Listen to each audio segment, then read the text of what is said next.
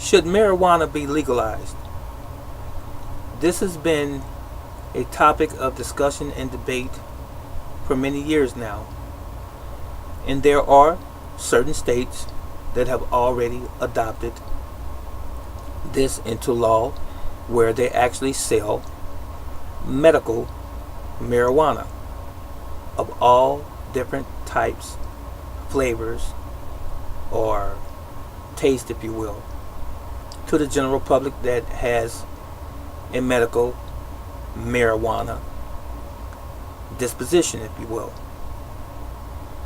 So, why is marijuana legal in some states and not in others? I don't know. Maybe someone out there can tell me why. I do know that it is a highly profitable business. Up into the billions, forget millions, it's up into the billions of dollars that's made. And guess what? It's regulated by that particular state that has that law in force. So, how safe is that marijuana? I would hope that the marijuana that's for medicinal purposes is pure and unadulterated. But that's really not the premise of this video. Even though I touched on the medical marijuana. My real question in this video, speaking in general to those people who purchase marijuana from the streets. Some might say illegally, unlawfully, from the dope boy, or the dope man, or the weed man. How safe is that marijuana? You know, when I was a little boy growing up, and not having that much money in our home, having a single family or single parent home for most of the time, my mother raising my brother and I've seen her stretch food to make it last a bit longer. Sometimes, for example, when she would make stewed chili or soup, homemade soup, she would add more water to it to make more broth so that the soup would last a little bit longer. That's just one example of stretching something to get a desired result. So, even in the retail business, as it relates to food manufacturers, they use what is called fillers in certain food products. As a matter of fact, in many food products, even in some coffees, there are fillers.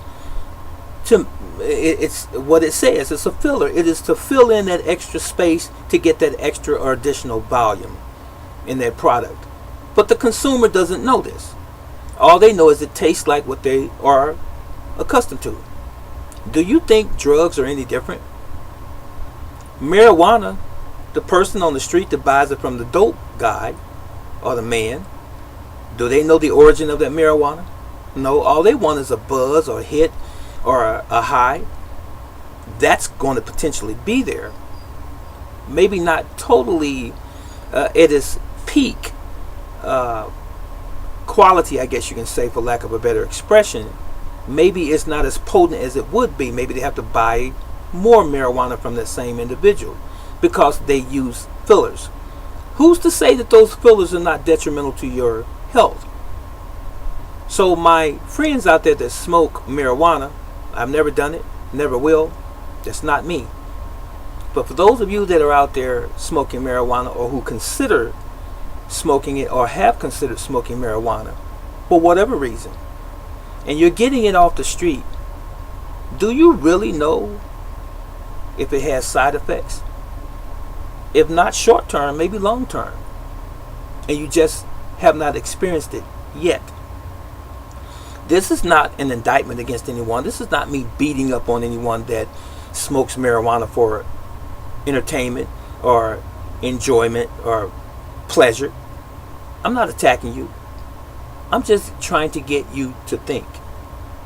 How is it that you can assume that this individual that you met for your first time or for the first time in your life, who's supplying you with this